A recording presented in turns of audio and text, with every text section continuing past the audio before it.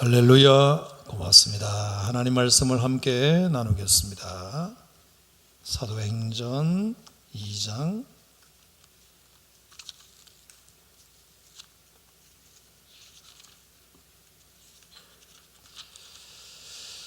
사도행전 2장 오늘은 순서를 따라서 32절, 33절 사도행전 2장 32절, 33절 우리 두 절을 다 같이 읽겠습니다. 시작. 이 예수를 하나님이 살리신지라 우리가 다 이 일의 증인이로다. 하나님이 오른손으로 예수를 높이심에 그가 약속하신 성령을 아버지께 받아서 너희가 보고 듣는 이것을 부어주셨느니라. 아멘. 오늘 이 밤에도 이 계시의 말씀을 통해서 하나님이 여러분들에게 직접 말씀해 주시는 은혜가 있으시기를 바랍니다. 32절 말씀을 우리 다 같이 한 번 더 읽고 말씀을 잠깐 보겠습니다. 32절 시작. 이 예수를 하나님이 살리신지라 우리가 다 이 일의 증인이로다. 제가 오늘 이 말씀을 읽으면서 참 부럽다 하는 생각을 갖습니다. 우리가 다라는 말입니다. 우리가 다. 여러분, 우리가 다라는 이 말 속에는 열외가 없다는 뜻입니다. 빠진 사람이 없다는 뜻입니다. 예외가 없다는 뜻입니다. 우리가 다 이 일의 증인이로다. 믿음 좋은 사람만, 믿음 좋은 장로님만, 신앙생활 오래 한 권사님만 증인이 아니라 우리가 이 자리에 참여한 우리 모두가 다 증인이다. 한 사람도 빠짐없이 예외 없이 다 증인이다. 믿음 좋은 사람만 아니다. 일부만이 아니다. 모두가 다 증인이다. 여러분, 이 증인이라는 말은 자기가 보고 들은 것을 그대로 말하는 사람이잖아요. 예수님의 십자가와 부활과 승천을 직접 본 사람들이, 그리고 들은 사람들이 증거하는 사람, 그것을 증언하는 사람을 증인이라고 합니다. 그런데 이 증인이라는 말은 그런 말도 있지만 이 헬라어 사전에 보면 증인이라는 말은 순교자라는 말과 같은 말로 쓰입니다. 마르투이스. 이 말은 마터라는 순교자라는 영어 단어가 거기서 나왔습니다. 그러므로 그 당시에 증인이 되려면 내가 보고 들은 것을 단순히 그대로 말한다는 그 말을 이상으로 내가 그 말을 하기 위해서 목숨도 내놓을 자신이 있다. 목숨도 내놓을 각오가 있다는 뜻이 포함되어 있는 말입니다. 여러분, 우리가 지금 복음의 증인이 된다고 해서 목숨을 내놓고 하지는 않지 않습니까? 심지어 선교사도 목숨을 내놓고 선교하는 일은 그리 많지 않습니다. 내가 보고 들은 것, 내가 경험한 것, 내가 아는 것을 그대로 전하는 사람은 많이 있지만 거기에 내가 목숨이 달려있다, 목숨이 위태로울 수도 있다는 것을 각오하고 증인된 삶을 사는 사람들은 굉장히 특별히 구별된 사람입니다. 모두가 다 그렇게 하기란 현실적으로 어렵습니다.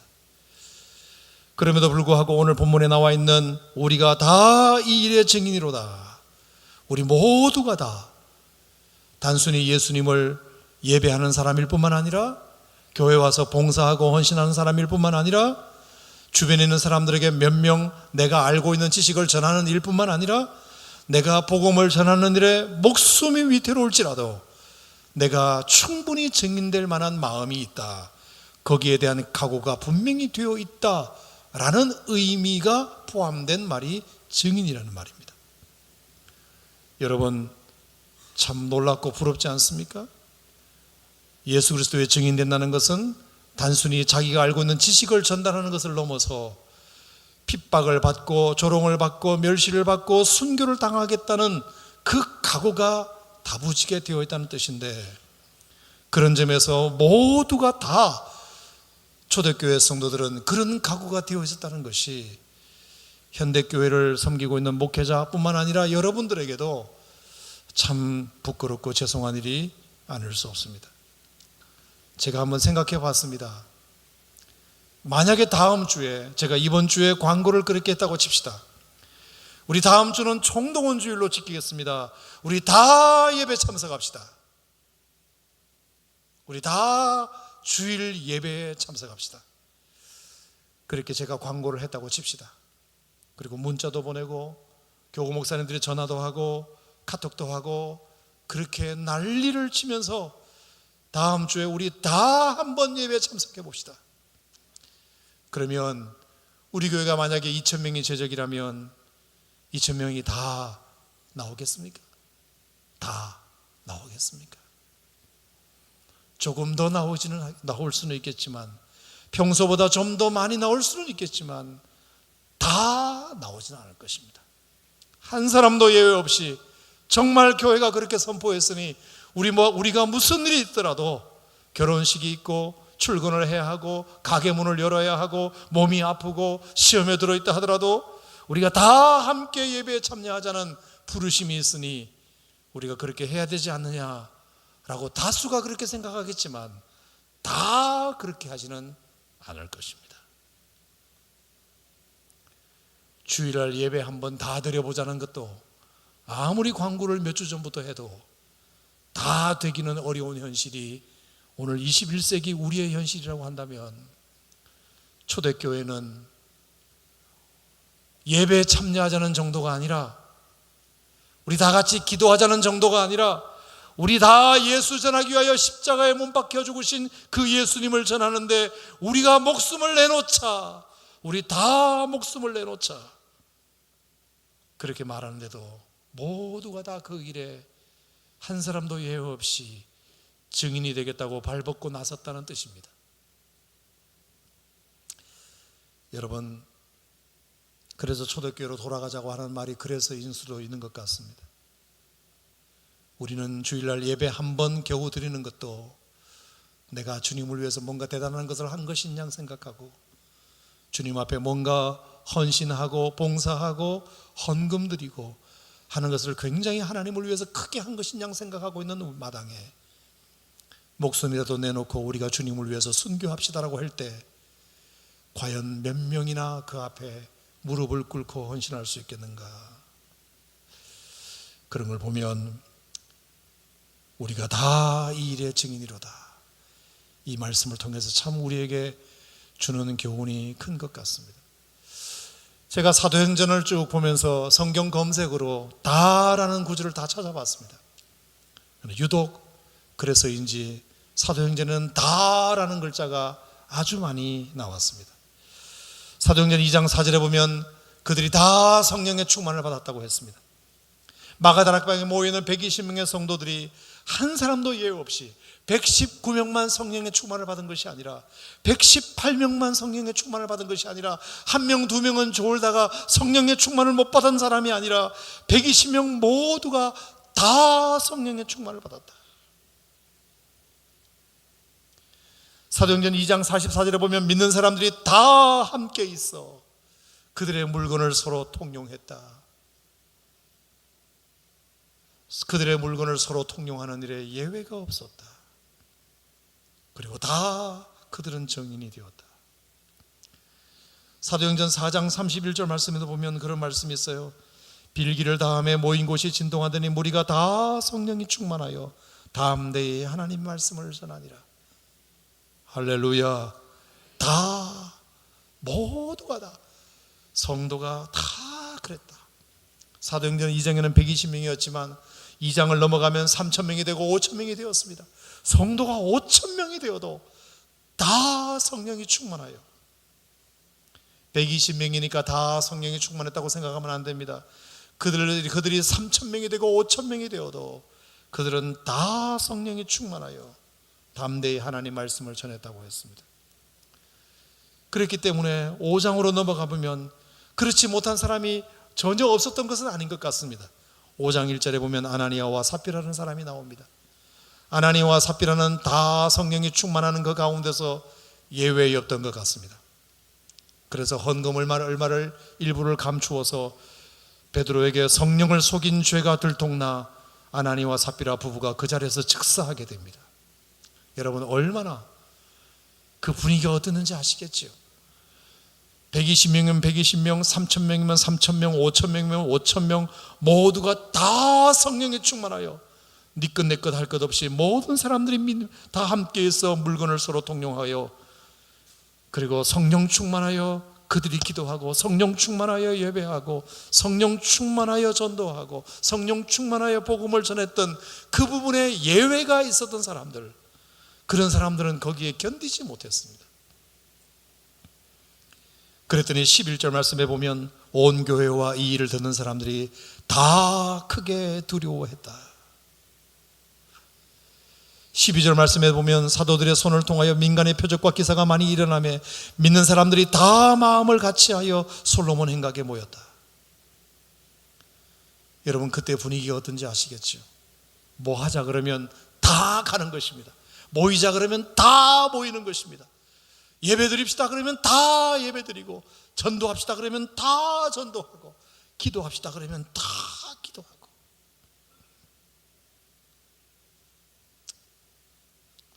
(5장 16절) 읽어볼까요? 시작. 예루살렘 부근에 수많은 사람들도 모여 병든 사람과 더러운 귀신에게 괴로움을 받는 사람들을 데리고 와서 다 나음을 얻으니라. 아멘. 병자를 위하여 기도하면 한두 명 낫고 한두 명은 안 낫는 게 아니라 다 병고침을 받고, 다 성령 충만 받고, 다 병고침 받고, 다 물건을 통용하고, 다 기도하고. 참 놀랍잖아요, 여러분. 여러분, 우리 오산 침례교회에 이런 역사가 일어나기를 소망합니다. 다 예배 때마다 은혜 받고, 다 예배 때마다 하나님을 찬양하고, 다 예배 때마다 하나님께 영광 돌리고. 예외가 있다는 것은 참 섭섭한 일입니다. 믿음 좋은 몇 분들만, 앞에 앉아있는 권사님들 몇 분들만 아멘 아멘, 그래 저 말씀이 내 말씀이야. 김미연 성도님이 오늘도 간증했듯이 설교 시간에 저 말씀은 내 말씀이야, 나를 위하여 하신 말씀이야. 그런 마음을 모두가 다, 예배 시간에 있는 모든 성도가 다 가질 수 있다면 얼마나 좋겠습니까? 한 입으로 말했을 뿐인데 수백 명의 성도들이 모두가 다 자기에게 주시는 말씀으로 받는다면 그게 얼마나 참 좋은 말씀일까?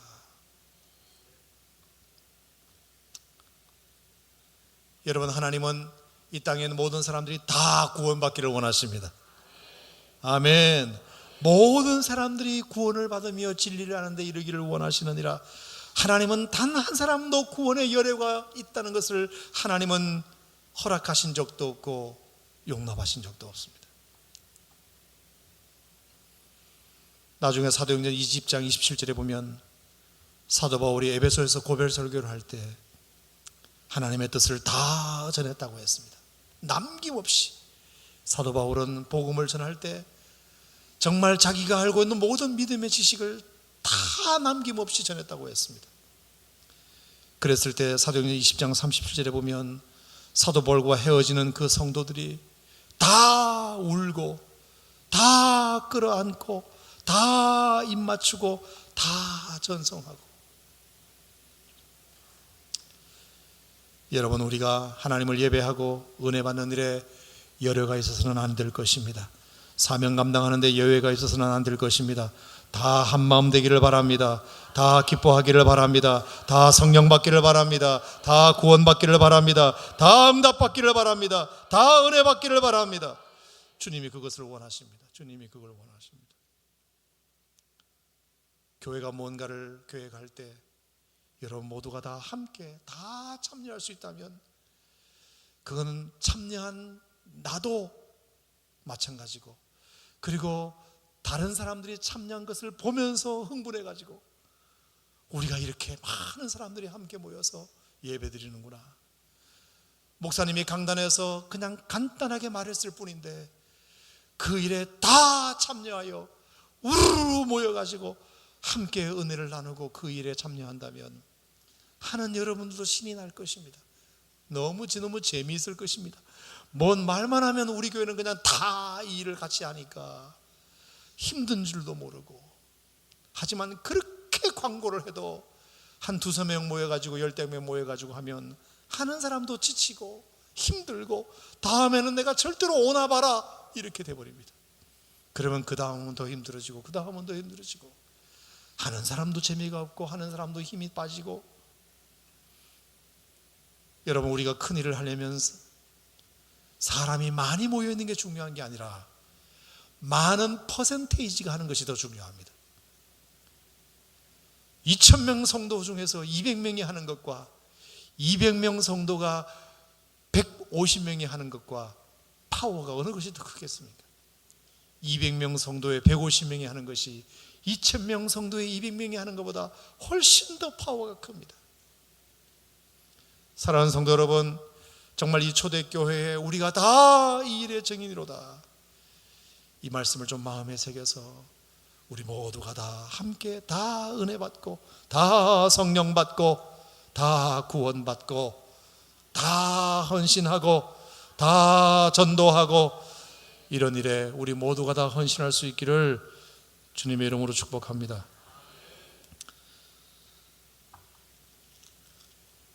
33절 다 같이 읽겠습니다. 33절 시작.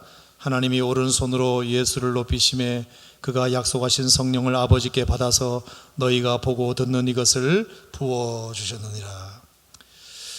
자, 이 예수를 하나님이 살리신지라, 이 예수를 하나님이 살리셨다고 그랬습니다.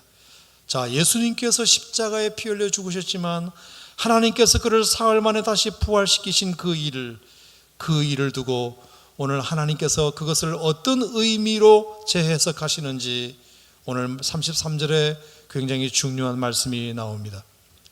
첫 번째, 예수님을 하나님의 살리심으로 말미암아 하나님께서 예수님에게 해주신 일이 있습니다. 그것은 뭐냐면 하나님이 오른손으로 예수를 높여주신 일입니다.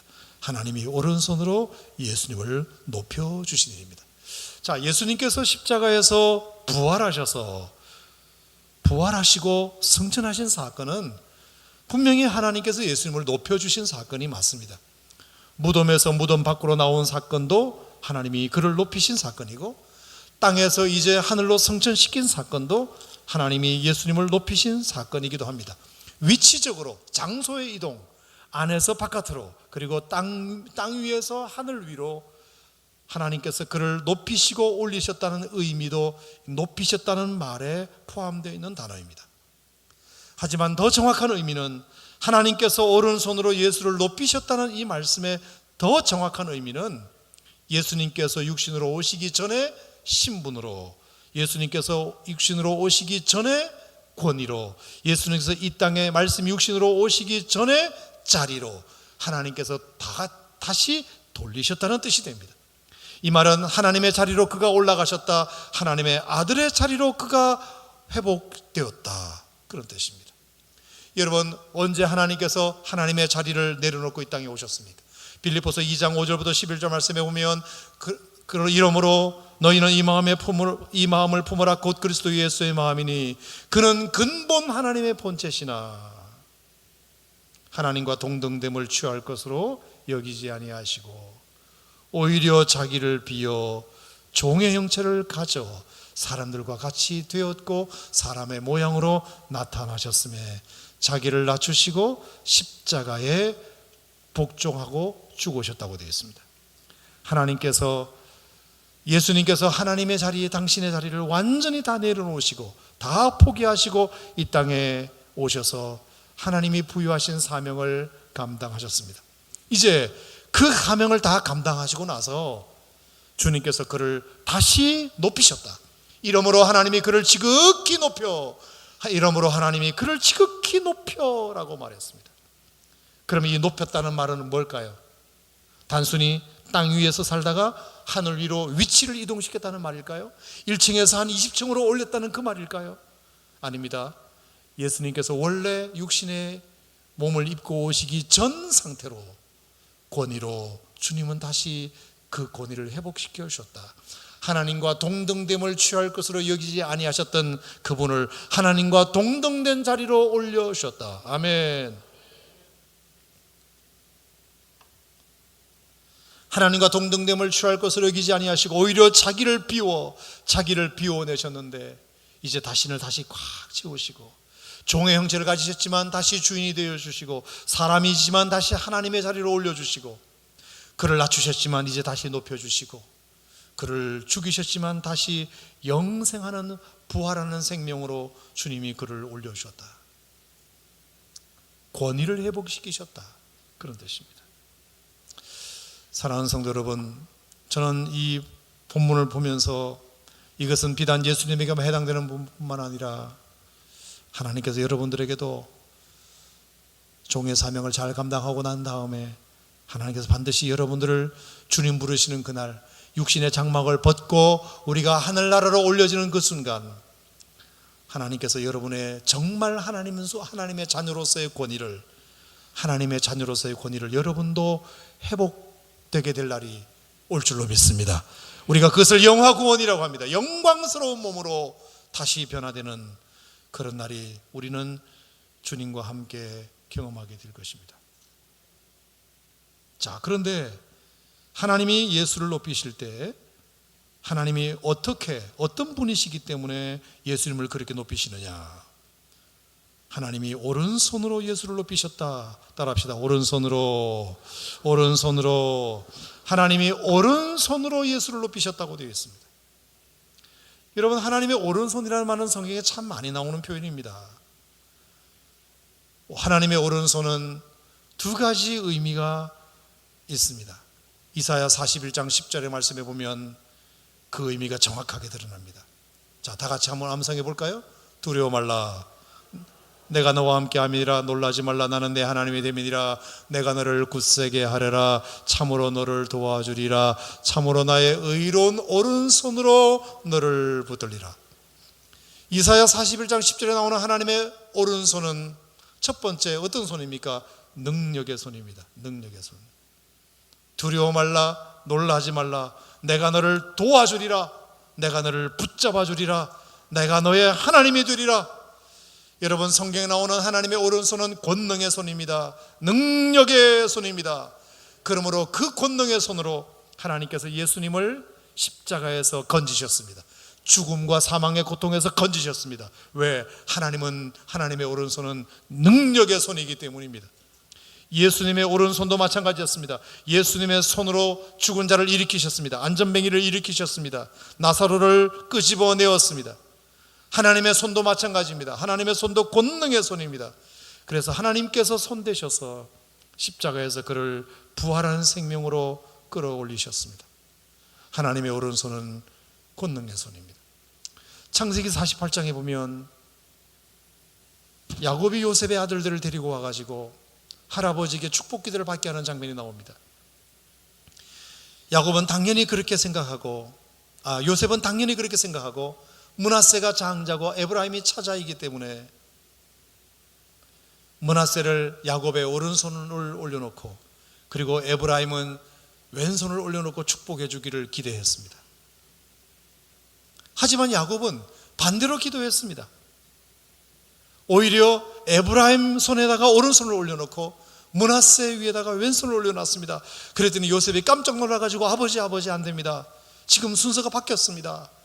므낫세가 장자입니다. 장자 위에다가 오른손을 올리셔야지요.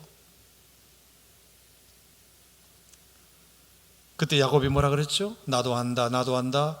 하지만 둘째가 큰 아이보다 더 크게 될 것이니 내가 그렇게 할 수밖에 없다. 그때부터 이 오른손은, 사람의 오른손은 왼손보다 훨씬 더 중요한 능력의 손이라는 사실을 요셉도 알고 있었다는 뜻입니다. 사람의 손도 그런 역사들이 있는데 하물며 하나님의 손이겠습니까?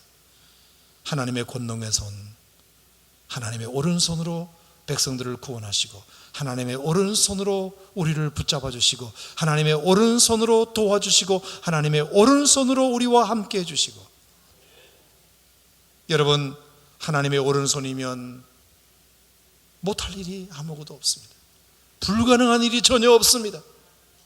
믿으시기 바랍니다. 오늘도 하나님께서 하나님의 오른손으로 여러분들을 붙잡아 주시기를 바랍니다. 하나님의 오른손으로 여러분들을 안수하시기를 축복합니다. 하지만 하나님의 오른손은 권능의 손이라는 뜻만 있는 것이 아닙니다. 의로운 손입니다. 의로운 손. 두려워 말라, 내가 너와 함께함이라. 놀라지 말라, 나는 내 하나님의 뱀이라. 내가 너를 굳세게 하리라. 참으로 너를 도와주리라. 참으로 나의 의로운 오른손으로 너를 붙들리라. 하나님의 오른손은 권능의 손일 뿐만 아니라 의로운 손입니다. 의롭다. 여러분, 왼쪽을 left라고 하죠. 오른쪽을 right라고 합니다. right. 의로운은 뭐가 됩니까? right에다가 righteous라고 붙이면 의로운이 됩니다. 의하면 righteousness입니다. 항상 오른쪽은 의로운입니다. 의로운. 왼쪽은 그릇되고 잘못되고 무너지고 마귀적이고 사탄적이고 그런 식으로 표현되어 있습니다. 그래서 마태복음 25장에 보면 하나님께서 양과 염소를 가릴 때에도 오른쪽에는 양을, 왼쪽에는 염소를 이렇게 표현하는 것도 보면 하나님의 의로운 오른손, 하나님의 의로운 오른손. 여러분, 하나님의 손은 언제나 의로운 손입니다. 하나님의 손은 능력의 손입니다. 하나님의 손은 의로운 손입니다. 그러므로 하나님이 뭔가를 하시고자 할 때는 그 모든 것은 다 의롭다고 믿으시면 됩니다. 다윗이 10년 이상 동안 사울에게 쫓겨다니고 너무나 힘든 세월과 고통스러운 세월을 보냈지만 하나님께서 다윗을 향한 하나님의 의로운 손을 다윗이 믿었던 것 같습니다. 그래서 다윗은 잘 이겨내었습니다. 하나님의 의로운 손을 믿었기 때문입니다. 비록 하나님께서 나를 이렇게 다룬다 할지라도, 지금은 하나님께서 나를 이렇게 다룬다 할지라도 하나님의 손은 의로운 오른손이기 때문에 사필 규정, 반드시 하나님께서 의롭게 나의 삶을 인도해 주실 것이다. 요셉도 마찬가지. 하나님께서 그를 힘들게 다루셨습니다. 고통스럽게 다루셨습니다. 죽을 뻔했습니다. 노예로 끌려갔습니다. 감옥살이도 했습니다. 하나님께서 왜 나를 이렇게 다루시느냐고 항변할 수 있지만 요셉은 끝까지 하나님이 하시는 일을 믿었습니다. 왜? 하나님의 오른손은 언제나 의로운 손이기 때문에 그렇습니다. 당장 내 뜻대로 되지 않는다고 해서 절망하지 않았습니다. 지금은 거꾸로 가는 것처럼 보이고 실패처럼 보이지만 이것이 오히려 하나님이 나를 축복하시고 높이시는 계기가 될 것이다. 이것에 대한 분명한 믿음이 있었습니다. 사랑하는 성도 여러분, 하나님께서 여러분들을 다루실 때도 마찬가지입니다. 비록 내 뜻대로 당장 되지 않는다 할지라도 절망하지 마시기 바랍니다. 거꾸로 가는 것처럼 보일지라도, 실패처럼 보일지라도 낭망하지 마시기 바랍니다. 하나님의 손은 언제나 의로운 손입니다. 하나님께서 반드시 의롭게 하실 것입니다. 반드시 잘 되게 하실 것입니다.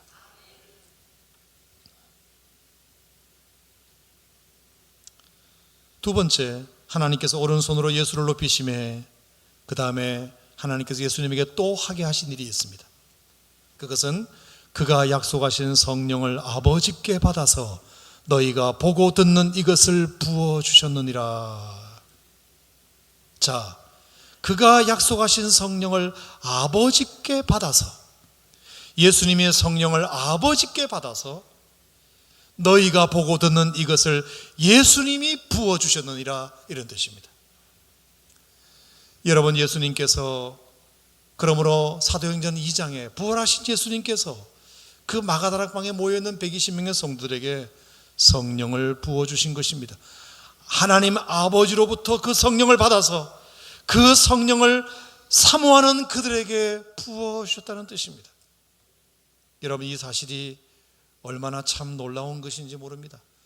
여러분, 예수님께서 약속하신 성령, 요한복음 14장에서 약속하셨고 16장에서 약속하셨던 그 성령, 보혜사를 내가 다시 보낼 것이라고 약속하신 그 성령을 주님이 약속하시고 그 약속하신 성령을 하나님 아버지께 받아서 120명 성도들이 모두가 다 성령 받았던 그 성령을 예수님께서 부어주셨다.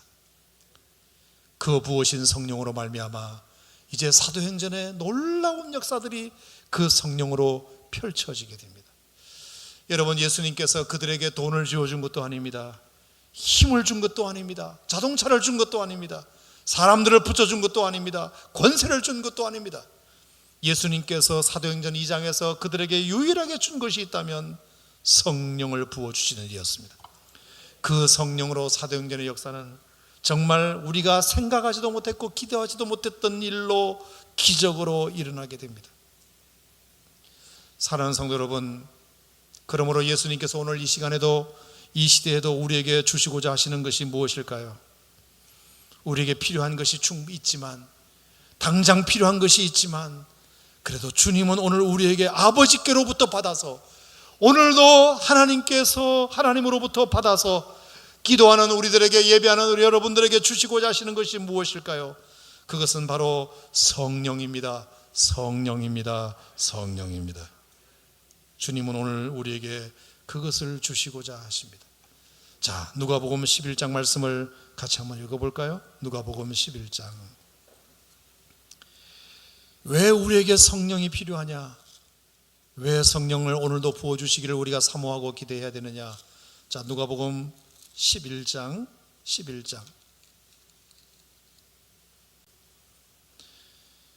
9절부터 13절까지 말씀을 같이 보겠습니다. 누가복음 11장 9절에서 13절. 자, 찾으셨으면 다 같이 시작. 내가 또 너희에게 이르노니 구하라 그러면 너희에게 주실 것이요, 찾으라 그러면 찾아낼 것이요, 문을 두드리라 그러면 너희에게 열릴 것이니 구하는 이마다 받을 것이요, 찾는 이는 찾아낼 것이요, 두드리는 이에게는 열릴 것이니라. 너희 중에 아버지 된 자로서 누가 아들의 생선을 달라 하는데 생선 대신 뱀을 주며 알을 달라 하는데 전갈을 주겠느냐? 너희가 악할지라도 좋은 것을 자식에게 줄 알거든 하물며 너희 하늘 아버지께 구하는 자에게 성령을 주시지 않겠느냐 하시니라. 아멘. 구하는 자에게 성령을 주시지 않겠느냐. 자, 오늘 이 말씀을 여러분 읽으셨죠? 자, 이 말씀을 그대로 기억하시고 마태복음 7장으로 가겠습니다. 자, 마태복음 7장. 마태복음 7장.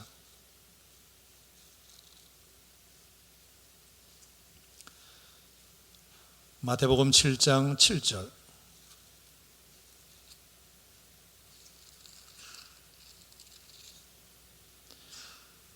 자, 똑같이. 자, 7절부터 11절까지 시작. 구하라 그리하면 너에게 주실 것이요, 찾으라 그리하면 찾아낼 것이요, 문을 두드리라 그리하면 너에게 열릴 것이니 구하는 이마다 받을 것이요, 찾는 이는 찾아낼 것이요, 두드리는 이에게는 열릴 것이니라. 너희 중에 누가 아들이 떡을 달라 하는데 돌을 주며 생선을 달라 하는데 뱀을 줄 사람이 있겠느냐? 너희가 악한 자로도 좋은 것으로 자식에게 줄 알거든 하물며 하늘에 계신 너희 아버지께서 구하는 자에게 좋은 것으로 주시지 않겠느냐. 아멘.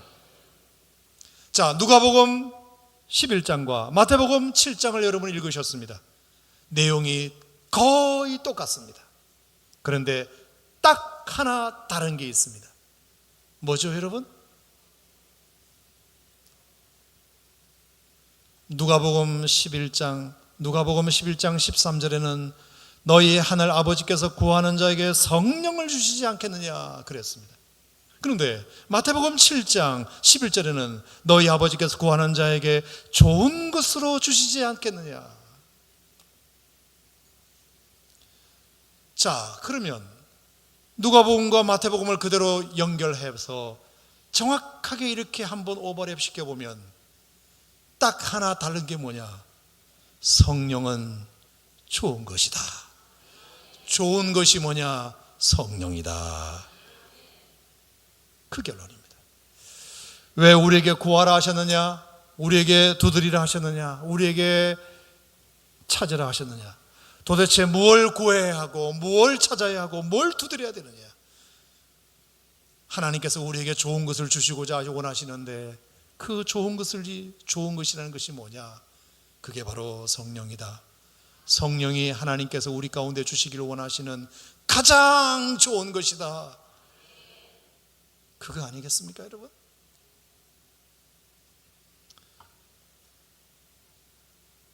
여러분, 정말 좋은 것이란 뭘까요?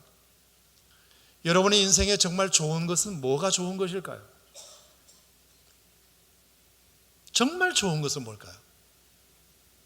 돈도 좋고 명예도 좋고 권세도 좋고 지식도 좋고 좋은 직장을 얻는 것도 다 좋고 우리에게 좋은 일이 참 많이 있습니다만, 정말 좋은 것, 그것은 필요한 것이 아니라 충분한 것이 좋은 것입니다. 여러분, 우리 인생에는 필요한 것들이 참 많이 있습니다. 정말 여러분들에게 필요한 것들이 많이 있어요. 내가 원하는 좋은 것, 내게 정말 필요한 것, 직장을 구하는 자에게는 직장이 좋은 것입니다. 그게 지금 필요하니까요. 내가 대학에 진학하기를 원하는 학생이 있다면 그에게 필요한 것은, 필요한 좋은 것은 대학입니다. 대학입니다. 사업이 잘 되기를, 물질의 궁핍함이 있는 사람들에게는 장사가 잘 되어서 돈을 많이 버는 것, 그것이 그에게 필요한 좋은 것이 됩니다. 하지만 충분하게 좋은 것은 다릅니다. 필요하게 좋은 것과 충분하게 좋은 것은 다릅니다. 여러분, 필요한 것이 채워져도 그것이 좋다고 생각했지만 결국에 그것이 충분하지 않을 수도 있습니다. 그리고 그것이 결국 우리에게 나쁜 것이 될 수도 있습니다. 제가 예를 들자면 히스기야를 예를 들 수 있겠습니다. 잘 아시는 대로 여러분, 히스기야는 유대 왕 중에서 참 의로운 사람이었습니다. 전에도 그런 사람이 없었고 후에도 그런 사람이 없다 할 정도로 그는 개혁적인 인물이었습니다. 산당을 제거하고 아세라 상을 찍고, 그리고 수백 년 동안 이스라엘 백성들이 모세가 만든 그 놋뱀을 섬겨왔는데 그 놋뱀을 제거하는 위대한 개혁을 했습니다. 히스기야는 하나님과 연합한 사람이었고 블레셋과의 전쟁에서도 승리했으며 아수르의 산헤립도 이기는 놀라운 전과를 거두게 되었습니다. 심지어 태양의 해까지 10도 뒤로 물러가게 하는 기적의 주인공도 되었습니다. 히스기야는 당대의 굉장히 위대한 왕 중의 왕이었습니다. 그런데 어느 날 히스기야가 병을 얻습니다. 그리고 몹쓸 병을 얻습니다. 그리고 그 병은 얼마 자기의 생명을 남겨두지 않을 만큼의 아주 위험한 병이었습니다. 그래서 히스기야는 이대로는 죽을 수 없다는 생각을 가지고 하나님 앞에 기도했습니다. 자기의 업적을 얘기하며 자기의 경건 생활을 얘기하며, 하나님, 제가 이대로 죽을 수는 없습니다. 제가 지금까지 어떻게 살아왔는지 하나님이 아시지 않습니까? 하나님, 저에게 생명을 연장시켜 주십시오 라고 히스기야가 하나님 앞에 처절하게 목 놓아 기도했습니다. 낯을 병으로 향하여 하나님 앞에 그렇게 간절히 기도했습니다. 히스기야에게 필요했던 것은 질병이 낫는 것이었기 때문입니다. 그게 자기에게는 좋은 것이라고 생각했습니다. 내 질병이 고침받는 것이 좋은 것이라고 생각했습니다. 내가 지금 죽는 것은 나쁜 것이라고 생각했습니다. 그래서 살려달라고, 병 고쳐달라고 하나님 앞에 히스기야가 간절히 기도했습니다. 그것은 그에게 필요한 것이기도 했고 그것은 그에게 좋은 것이기도 했기 때문입니다. 하나님께서 그 기도를 들으셨습니다. 그리고 그의 생명이 15년간 연장되게 됩니다. 그는 필요한 것을 얻었습니다. 그에게 좋은 것을 얻었습니다. 여러분, 저는 성경을 읽을 때마다 이 부분에서 참 막히는 것이 있습니다. 필요한 것을 구하여 하나님 앞에 얻긴 했지만 히스기야가 15년 생명 연장받은 동안 어떤 일이 있었습니까? 15년 더 사는 그 생명 연장의 기간 동안 결정적으로 큰 잘못을 범하게 됩니다. 첫 번째, 자기가 생명을 연장받아 병이 나았다는 소식을 듣고 바벨론 나라에서 사신들이 왔습니다. 그리고 축하한다고 왔습니다. 그랬더니 너무 기분이 좋아가지고 이 히스기야가 바벨론에서 온 사신들에게 자기 나라의 무기 창고와 식량 창고를 다 보여주게 됩니다. 결국 나중에 그것이 어떻게 되죠? 바벨론 나라에게 먹히는 결정타가 됩니다. 그게 바벨론 나라의 포로로 잡혀가는, 바벨론이 유다에 망하는 빌미를 제공하는 결정타가 됩니다. 결정타. 차라리 히스기야가 필요한 것을 얻지 못했다면, 차라리 하나님 앞에 명을 다했다고, 하나님 그동안 내 생명을 인하여 하나님 앞에 감사했다고, 내 영혼을 주님 받아달라고 기도하고 자신의 생명이 여기까지인 줄 알고 하나님 앞에 겸허하게 그것을 받아들였다면 어땠을까? 어땠을까? 두 번째 큰일은 그 15년 연장받은 동안 아들 하나를 낳게 됩니다. 그 아들의 이름이 므낫세입니다. 므낫세. 그 므낫세는 아버지가 했던 모든 계획을 완전히 되돌려서 12살의 왕이 되어가지고 얼마나 망나니로 나라를 말아먹었는지 모릅니다. 제거했던 상당을 다시 일으키고 바알과 아세라를 다시 섬기게 되고 우상을 섬기고, 그 아들이 아버지가 행했던 모든 행적을 완전히 돌려놓았습니다. 그래서 그때부터 나라가 완전히 기울어지게 됩니다. 나라가. 히스기야에게 15년 생명 연장 맞는 것은 너무나 필요한 것일 수도 있습니다. 그리고 그것이 자기에게는 좋은 것이라고 말했을 수도 있습니다. 하나님, 나에게는 필요합니다. 이대로 죽을 수는 없습니다. 저에게 생명을 연장시켜 주시옵소서. 그 필요한 것을 하나님 앞에 구했습니다. 하나님으로부터 그것을 응답받았습니다. 그 응답받은 것 때문에 바벨론의 침략의 빌미를 제공하고 아들 하나가 태어남으로 말미암아 자기가 해놓은 모든 계획을 다 말아먹게 됩니다. 저는 15년 생명 연장 받은 것이 히스기야와 그 나라의 축복이 아니었다고 믿습니다. 아니었다.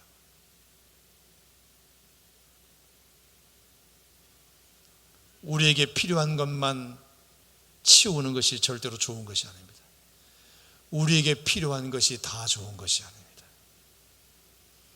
여러분, 우리에게 정말 좋은 것은 충분한 것이 좋은 것입니다. 필요한 것이 좋은 것이 아니라 충분한 것이 좋은 것입니다. 예를 들면 뭘까요? 사랑입니다. 기쁨입니다. 감사입니다. 소망입니다. 평강입니다. 지혜입니다. 능력입니다. 그게 좋은 것입니다. 여러분, 사랑의 그늘은 없습니다. 위로의 그늘은 없습니다. 평강의 그늘은 없습니다. 소망의 그늘은 없습니다. 지혜의 그늘은 없습니다. 능력의 그늘은 없습니다. 그것은 처음부터 끝까지 좋은 것입니다. 그러므로 우리가 하나님 앞에 무엇을 구해야 될까요? 오늘 이 밤에 하나님 앞에 무엇을 구해야 할까요?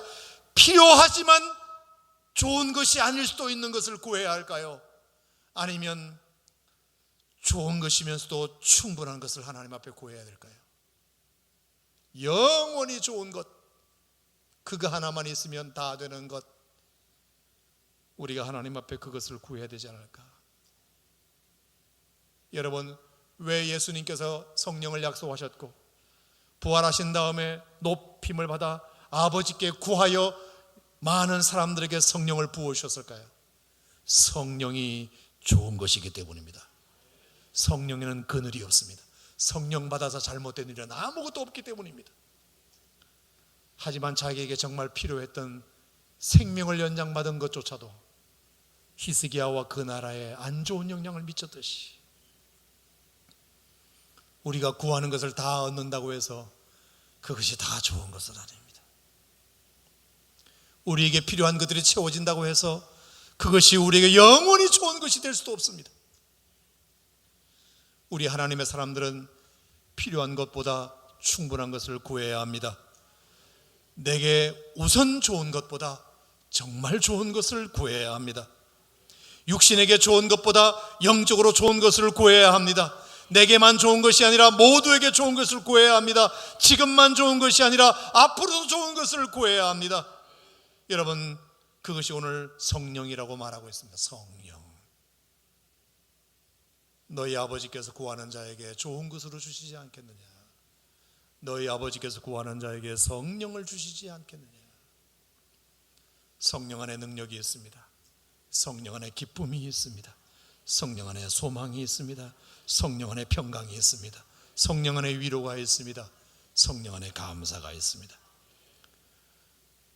돈을 구하여 얻었다 하더라도 그 돈은 우리를 병들게 할 수도 있고, 우리를 타락하게 할 수도 있고, 우리를 나태하게 할 수도 있고, 돈이 필요하여 하나님 앞에 구했지만 그것이 넉넉해지니까 하나님과 점점 멀어지고 나를 더 나태하게 하고 나를 더 잘못된 길로 인도할 수 있다면 그 돈은 영원히 우리에게 좋은 것이 될 수 없습니다. 때로는 하나님께 우리에게 필요한 것들을 주님이 채우신다고 저는 믿지만, 우리가 정말 하나님 앞에 구해야 될 것이 뭐냐? 예수님께서 하나님 아버지께로부터 받아서 우리에게 부어주시기를 원하셨던 것이 뭐냐? 그것은 바로 성령이었다. 사도행전에 성령의 충만을 받았던 사람들이 이제 돈은 없었지만, 능력은 없었지만, 학벌은 없었지만 담대하게 성령 충만 받았던 사람들이 사도행전에서 어떤 역사를 일으켰는지를 여러분들이 보실 수 있기를 바랍니다. 아멘. 그 성령의 충만함으로 감당치 못한 일이 아무것도 없었습니다. 아무것도 없었습니다. 돈으로는 하지 못할 일이 너무도 많습니다. 건강으로, 힘으로, 지위로 하지 못할 일은 너무나 많습니다. 하지만 성령의 충만함으로 하지 못할 일은 아무것도 없습니다. 아멘. 여러분이 이 사실을 기억한다면 다시 한번 오늘 이 밤에 성령님, 성령님, 하물며 너희에게 구하는 것으로 좋은 것으로 주시지 않겠느냐? 하물며 너희를 지으신 아버지께서 너희에게 성령을 주시지 않겠느냐? 성령님, 성령님, 오늘 나에게 필요하고도 충분한 조건으로 허락하여 주시옵소서.